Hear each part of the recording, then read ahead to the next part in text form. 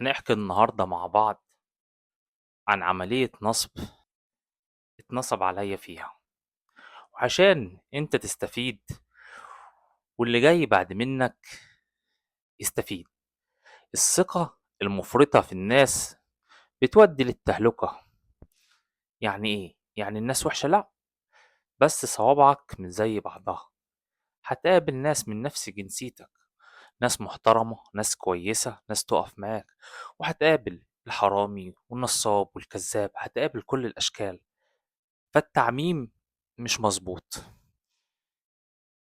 في وقت قررت إن أنا أشتري سيارة. المهم رحت لشخص كان يعني يعرف حد صاحبي، وكان بينا تعاملات خفيفة. المهم هو شغال في نفس المجال، في مجال السيارات، فبالنسبة لي كان ثقة. فقلت له والله أنا بدور على سيارة مواصفاتها قد كده، سعرها يكون مثلا بيتراوح من وإلى، وكل الكلام ده تمام، وتكون اقتصادية وتكون مش عارف ايه المهم يعدي اسبوع، يعدي شهر، ولا بيتصل على زميلي ده او صاحبي. إيه والله يا زميلك كان عايز سيارة وبتاع، في سيارة دلوقتي إيه ممتازة ومفيش بعد كده يعني، وحاجة انا باختياري، وحاجة سعرها ممتاز وحالتها ممتازة وكل الكلام الجميل الوردي. المهم صاحبي كلمني قال لي فيه كذا كذا كذا. اخدت بعضي وعلى هناك، رحت له مكان شغله اللي هو في نفس المجال، مجال السيارات. المهم خد السيارة. ايه يا عم السيارة انت شفتها؟ قال لي عيب عليك، انسى. انا لو هو بص كأن انا اللي بشتريها. طبعا الله اكبر الله اكبر، الفجر بأذن، الله اكبر الله اكبر. المهم كلمني وقال لي بص السيارة 10/10، وأنا لو هشتريها بص كأني بشتريها لنفسي، عيب عليك مش هغشك. الواحد طبعا السذاجة والطيابة في الآخر مشيها سذاجة لأن الطيبة حاجة كويسة، وثقت فيه. المهم قلت له خلاص أنا هاخدها. وكان وكان الفحص بتاعها منتهي. شوف بقى من حسن حظه وسوء حظي، خدنا السيارة أنا وزميل ليا في الشغل، رجل كويس، وطلعنا بيها على الفحص.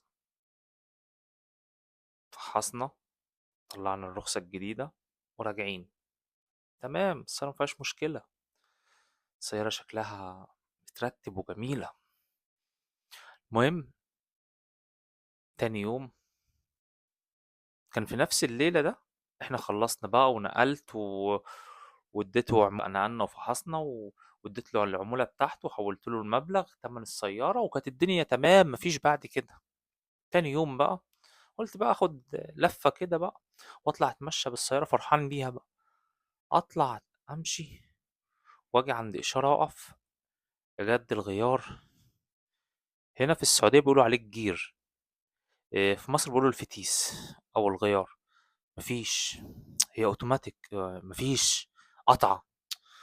مهم ايه في ايه؟ طيب ما الغيار او الجير او الفتيس سايب، ما فيش ما بيتحركش، التكه اللي قدام دي ولا ريوس، ما فيش اي حاجه، ما هو واقفه. المهم راح نزل واحد ابن حلال كان جنب مني في الاشاره، في ايه وبتاع، قلت له والله ده السياره لسه مشتريها امبارح قال لي ده في مشكله، الجير ده بيفوت. قلت له ازاي؟ لا ده تمام، وريني كده. ركب قال لي يا معلم لا امشي بيها بقى ايه، حولها لي مانوال، قال لي امشي بيها مانوال حد بقى ما تروح بيها الصناعيه ولا حاجه. فالمهم كلمت الراجل تاني يوم، قلت له ده انا حصل معايا كذا كذا.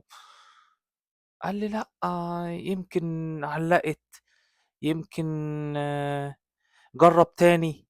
قلت له لا هي فيها مشكله. قال لي لا ما تقلقش وبتاع طب جيبها لي. رحت له بيها. كان الجير مرة يشتغل مرة يلقط ومرة يسيب بقى اللي هو ايه، ما فيش يقطع. المهم قال لي ما تقلقش، لو انا اللي هاخدها انا مربوط معاك بوعد وبكلمة وانت خدها على ضمانتي. عيب، عيب عليك، ده انت اخويا. وانا صدقته. قلت له تمام. طيب. المهم قال لي جربها يوم كده وبتاع، يمكن هتعمل معاك كده بس من السخونة ومش عارف ايه، ومع الوقت عدى تاني يوم تبقى ماشية تمام، ومرة واحدة اجي اطلع يا معلم مفيش. قلت يمكن الموضوع بسيط. نطلع على الصنايعية، نكشف على السيارة أو العربية، يقول لك ده الجير كامل عايز يتغير. يا عم، طب بكام؟ تقريبا كان ب30% من قيمة السيارة، يعني لو السيارة ب10 آلاف فهو ب3. أكلمه وأقول له ده فيه كذا كذا كذا كذا والسيارة. طيب شوف، طيب ازاي كده يمكن عملت كده منك انت. طب المهم في الكلام شدنا مع بعض وبتاع، قلت له يا عم انا عايز كلمة، انت تعرف ان السيارة فيها مشكلة واحد اتنين تلاتة ولا ما تعرفش؟ قال لي اه بس هي من وقت للتاني يعني بتعمل كده. قلت له طب ما قلتليش ليه؟ المهم قلت له انا مش عايزها. خلاص يا معلم، انا مش عايزها، مش انت قلت لي انت واخدها على ضمانتي ولو في حاجة بتاعتي؟ تمام يا عم خدها اهي، اعتبرها بتاعتك. قال لي طب ماشي وقف. المهم قال لي وقفها عند المحل عنده. يا عم انا عايز فلوسي. لا والله ده انا هشوف لها بيعة، انتظرني بس بكرة بعد. انتظر بكرة بعد اكلمه. يا عم انت قلت لي فلوسك مضمونة وبتاع. لا والله ما انا آه، بدأ بقى الكلام يتغير. لا بقى انت هتلبساني ولا انا بعت وخلاص. يا عم المهم قعدنا في الحوار ده عدى اسبوع. بعدين اكلمه تاني، الدنيا في جديد. قال لي بص من الاخر، هي انا هبيعها على عيبها. طب يا عم لما تبيعها على عيبها اللي هيشتريها على عيبها ده هيدفع فيها كام؟ قال لي والله هتخسر فيها بقى يعني. ياخد له ناس وبتاع ورحنا قعدنا معاه، الحكاية والرواية ومش عارف ايه. فكرة النصاب انه عنده القدرة على المراوغة، وعنده القدرة ان هو يوعدك ويخلف ويلفك في الكلام. فتشوف منه الكلام يقول لك لا لا ما تقلقوش وبتاع وهيبقى فرقها بسيط ومش عارف ايه تاني يوم تلاقي الكلام اتغير، تالت يوم. المهم دخلنا في 15 يوم تقريبا على الوضع ده. في الاخر خلاص بقى انا يئست. فكلمته وبتاع مش عارف ايه. قال لي في مشتري بس تمنها هينقص، يعني تقريبا يعني كان 30% من تمنها او 20%. ازاي يا عم؟ طب انت ازاي تخسرني في كام يوم المبلغ ده؟ والله النصيب كده واعمل ايه وهي كانت المفترض بتقف بتفصل الجيرة وبيفصل الفتيس كل فين وفين، معرفش ايه اللي حصل لها. شمال يمين. المهم جه زبون راح اخدها بنفس عيبها، وقفلت الصفحة دي. بعد فترة كده كنت يعني بتكلم مع واحد بيفهم في القانون بتاع البلد وكده، فبقول له والله حصل كذا كذا. قال لي انت كنت من اول يوم رحت اشتكيته، كان ممكن ساعتها يعني يبقى في حاجة تتاخد ضده، وكنت احتفظت بالشات وبالكلام اللي بينكوا وي وي وي والكلام ده. لكن هو فضل يراوغ معاك لحد ما عدى اول اسبوع وتاني اسبوع، وانت اتضايقت من الموضوع فحبيت تخلص، حسيت ان فلوسك ممكن ما ترجعش، اتقفلت من الموضوع. فهو النصاب بيلعب على العامل الزمني، هو مش هيصدمك يعني اول ما تحصل المصيبة او النصباية. مش هيقولك في وقتها مالكش حاجة عندي او هي كده، لا، يقولك حاضر كل حاجة، لا ده عندي، ده كل حاجة مظبوطة واللي انت عايزه، وعيب عليك، ده انا اخوك وده انا ابن بلدك ده انا ابن جهتك ده انا هعمل وهعمل. وبتتفاجئ بعد كده إن كل ده بلح، بس هو بيلعب على عامل الوقت،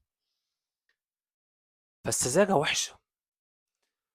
فخلي بالك لو أنت تيجي تشتري سيارة خد حد يكون بيفهم في المجال، يكون صاحبك أو يكون قريبك أو أنت بتثق فيه. ما تروحش لواحد كده يعني معرفتك بيه سطحية وتقول له والله شوف لي، أو لأنه في ناس كويسة بس في ناس للأسف بتقبل الحرام. فخلي بالك يعني بلاش الثقة الزيادة بس. فدي كانت حاجة كده حكاية يعني من ضمن الحاجات المواقف الغير لذيذة أو الغير ظريفة اللي حصلت للواحد في الغربة. باحكيها ليه؟ من باب الفضفضة ومن باب إنك أنت تاخد بالك لو أنت يعني مقبل على شراء سيارة أو عايز تشتري حاجة. فبلاش تثق في الناس في المطلق كده، لأ خلي بالك هتقابل يا معلم ناس شمال ياما، فما تبقاش مغفل. السلام عليكم.